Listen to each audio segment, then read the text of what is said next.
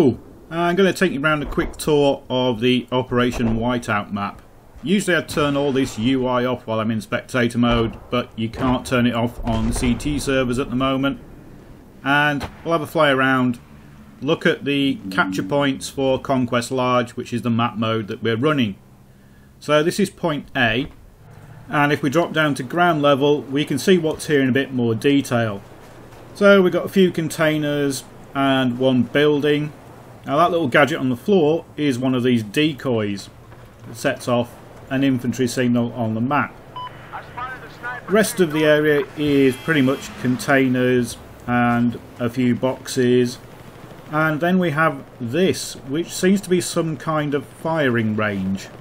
So it's a bit like the one that's on the test zone, but that's pretty much all there is at A. If we go back into the air, we can go down the road and have a look at B. So B is built into the hill. It has got a couple of mounds in front of it which let you get up and shoot in the entrance, and it's got one of those metal storm launchers in the entrance as well.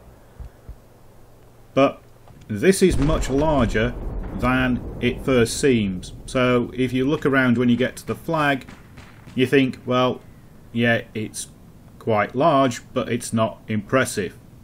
But to have a look at B properly, we're going to have to go back on foot.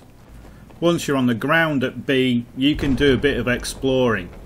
And there's a lot of hidden little extras and areas. There's a lot of doors that you can open or close, and they give off an alarm when they are opened or closed. And this place goes side to side and back quite a long way. So this is well beyond the flag area for Conquest.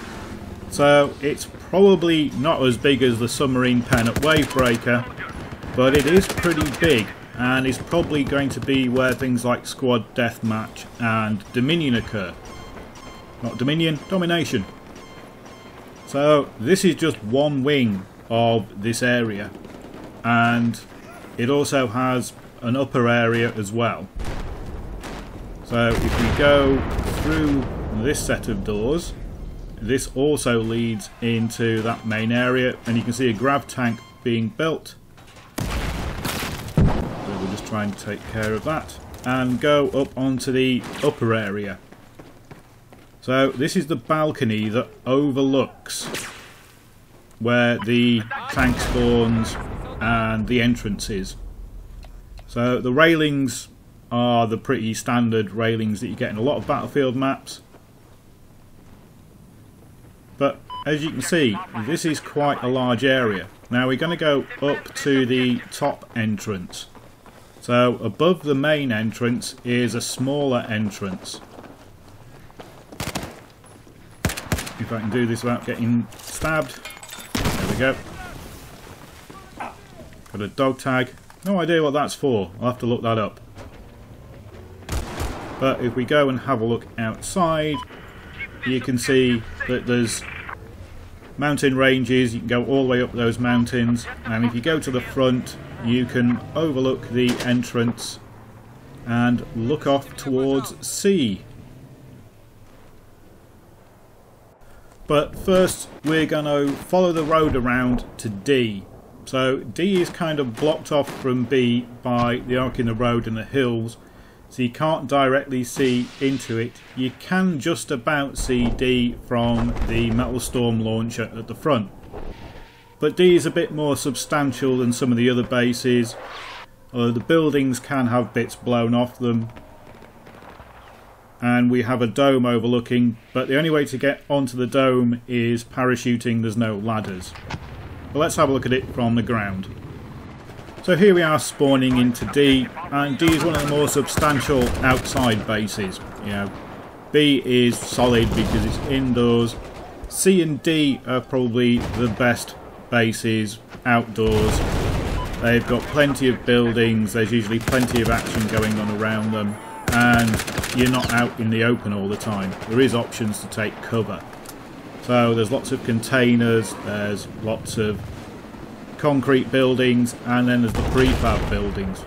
Bizarrely, the concrete buildings you can blow up, but the prefab buildings tend not to get destroyed.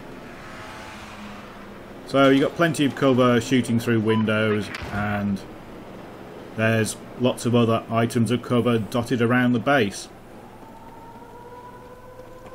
Outside, let's say we've got this dome, but the dome is pretty much there for decoration. There are a few stationary launchers, and on this side we have the kind of porter cabin buildings. Now these are all interlinked, so there's little walkways and you can get all the way around the base pretty much without going outside very much. And you can get onto the roofs of them because they do have ladders on. And that's pretty much what there is to see at D. So now we can get back into the air. And we'll continue our circle around the outer bases, and this time head over towards F. Both D and F are at the Russian end of the map, and F is a bit of a surprise because it's a submarine. Now you can't get into the submarine. There are ladders up it, but what you have at the top of the submarine is the bomber. And although there's not really much here, I'll get onto the ground and show you what there is. But it really isn't that exciting. You have the conning tower of a submarine, you have a few containers and crates and snowcats, but other than that it's pretty dull, and it's not a good base. It's very open, it probably needs some more cover. Now that hatch there will get the bomber symbol on it, and that's where you call the bomber in. But this is really the only vantage point at this base, and to be honest, F and E are a pain in the ass. They're both on this side of the map. They're both supposedly on what I assume is the sea, because this submarine's here, and neither of them has got a particularly good base with any cover, so this side of the map contrasts greatly with the other side. A, B, C and D have got cover, they've got interesting features. E and F are out on what I suppose is supposed to be the sea, judging by the fact there's a submarine here, and they're just a bit dull. To make matters worse, to actually get to these bases you've got to cross the wide open stretch in the middle. So why would you bother? You can have much more fun fighting on the other bases and just leave these alone. The only thing that might drag you over here is the bomber. But let's swap back into spectator mode and we'll head towards E.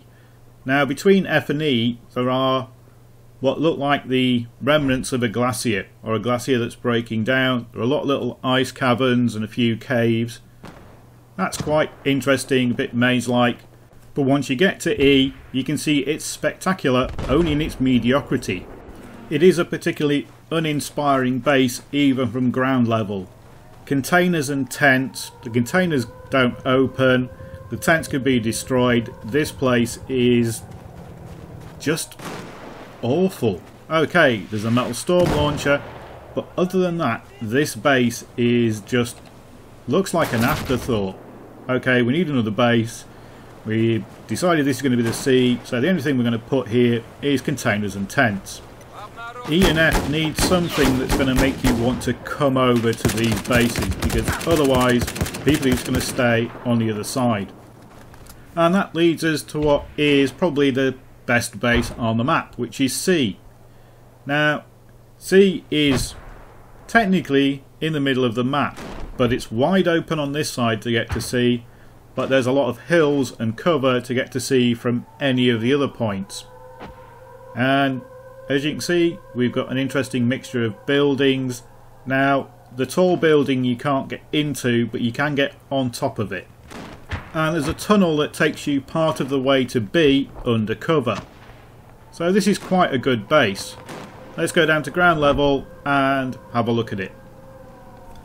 C is kind of in mid-level. It's overlooked on one side by hills and it overlooks the valley on the other side. So you can take advantage of the height over the other side of the map, but B and D side of the map overlooks C.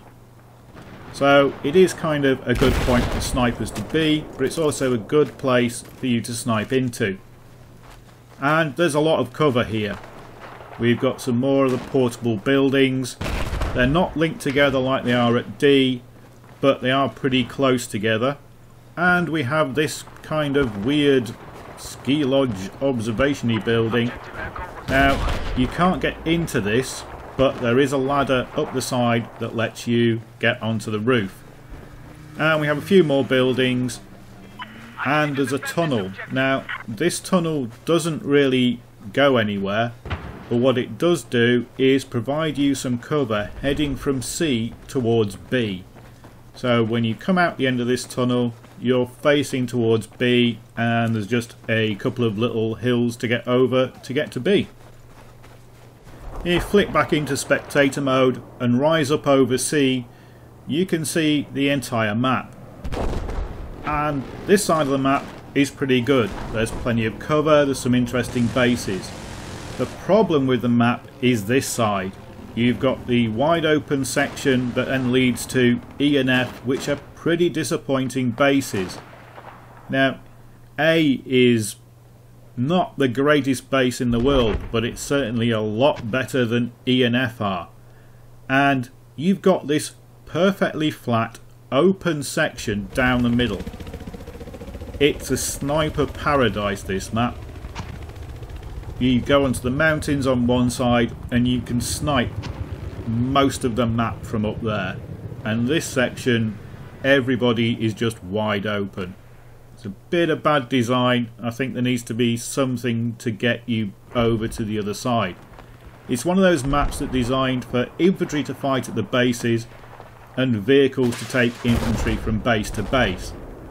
But when has that ever worked in Battlefield? It's great if you've got an organised squad and somebody can fly a helicopter, but if you're on your own as infantry, well, you're going to stick to this interesting side of the map. That's all there is to it. Thanks for watching.